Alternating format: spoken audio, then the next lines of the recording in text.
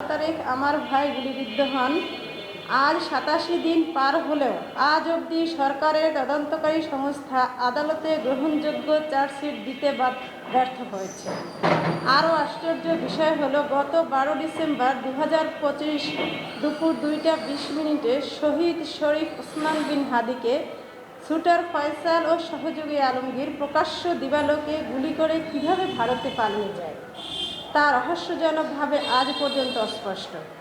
আপনারা নিশ্চয়ই সংবাদ মাধ্যমে জানতে পেরেছেন যে গত ৮/৩/২০২৬ তারিখ শুটার ফয়সাল করিম এবং তার সহযোগী আলমগীর ভারতে গ্রেফতার হয়েছেন।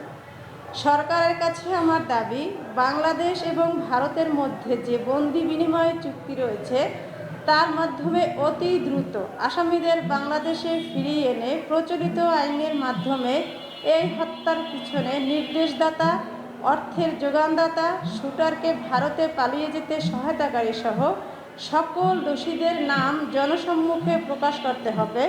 শুটার ফয়সাল করিম এবং সহযোগী আলমগীর সহ ঘটনার সাথে জড়িত পুরো চক্রকে আইনের আওতায় এনে বিচার কার্য সম্পন্ন করতে হবে। সরকারের কাছে আমার জোর দাবি, জাতিসংঘের তত্ত্বাবধানে তদন্ত কার্য সম্পন্ন করে চার্জশিট দাখিল করতে হবে। বাংলাদেশ সরকারের মাননীয় প্রধানমন্ত্রী জনাব তারেক রহমানের কাছে হাদি হত্যার বিচারের ব্যাপারে সর্বাত্মক সহায়তা কামনা করছি এবং শহীদ ওসমান বিন হাদির পরিবারের সকল সদস্যদের সর্বপ্রকার নিরাপত্তার দাবি জানাচ্ছি। আরও উল্লেখ থাকে যে পুনরায় যদি কোনো দায়সারা চার্জশিট দেওয়ার অপচেষ্টা করা হয় তবে তা পরিবার এবং বাংলাদেশপন্থী জনগণ প্রত্যাখ্যান করবে। বিচার কার্য নিয়ে যদি কোনো ধরনের নাটক মঞ্চস্থ করার চেষ্টা করা হয় তাহলে বাংলাদেশপন্থী ওসমান প্রিয় সকল শ্রেণী পেশার জনগণকে সাথে নিয়ে সময় উপযোগী যে কোনো কর্মসূচির মাধ্যমে তা রুখে দেওয়া হবে ইনশাআল্লাহ। সর্বশেষ আমি প্রধানমন্ত্রী জনাব তারেক রহমান সাহেবকে বিনীতভাবে বলতে চাই, ভাই হারানোর যে যন্ত্রণা সেটা নিশ্চয়ই আপনি বুঝতে পারেন, কারণ আমাদের মতো আপনিও ভাই হারানোর যন্ত্রণা বয়ে বেড়াচ্ছেন।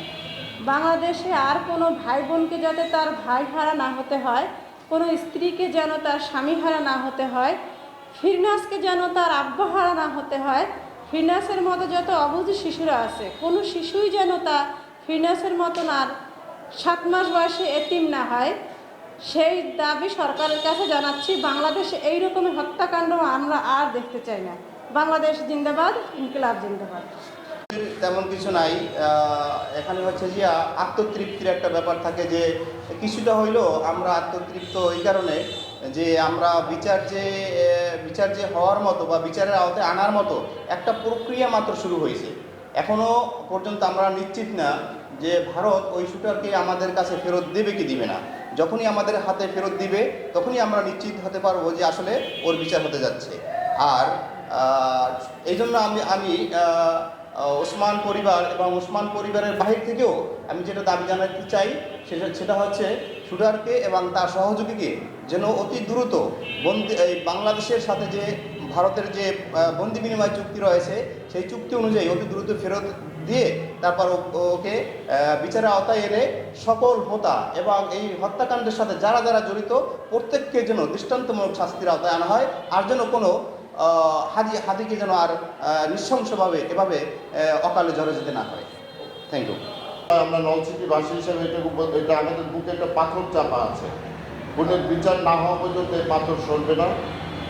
তো আমরা চাই টোটাল চক্রটাকে বিচারের আওতায় এনে কিছুটা হলেও আমাদের কষ্ট যাতে লাঘব হয়, এবং হাদির ইচ্ছা ছিল যে যেটাও বলে গেছে যে আমি যদি মারা যাই আমার খুনিদের যেন বিচার হয়, অন্তত সেইটা যেন পূরণ হয়। এটাই আজকে সাংবাদিকদের মাধ্যমে আমরা এটাই বলতে চাই, এটাই আমাদের কথা।